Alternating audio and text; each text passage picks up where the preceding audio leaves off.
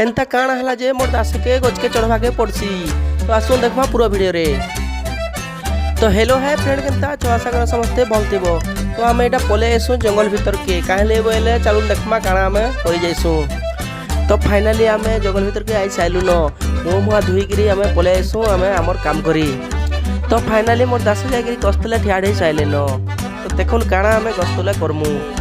Actual आम टुलो तुली आसलु। तो देखुन टुलो कहा कहसन जे आपण माने कमेंट निश्चय जनाबे। आमर एटा तो आम टुलो कहसु।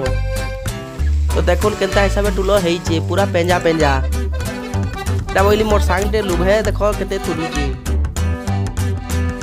और देखुन केते बढ़िया टुलो हेइची। ते भाजी करी मसला मसला देले बहुत बढ़िया लागसी।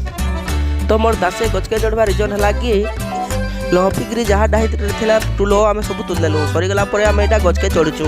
तो मोर दासे गजके चढ़ला और मोर भाई देखुन आपाची गाड़ी ऊपर ठिया हेकरी हाथ टेकिकरी तुलुची। तो देखुन इटा से टुलो। आपण माने काना कहसन जे निश्चय जणाबे।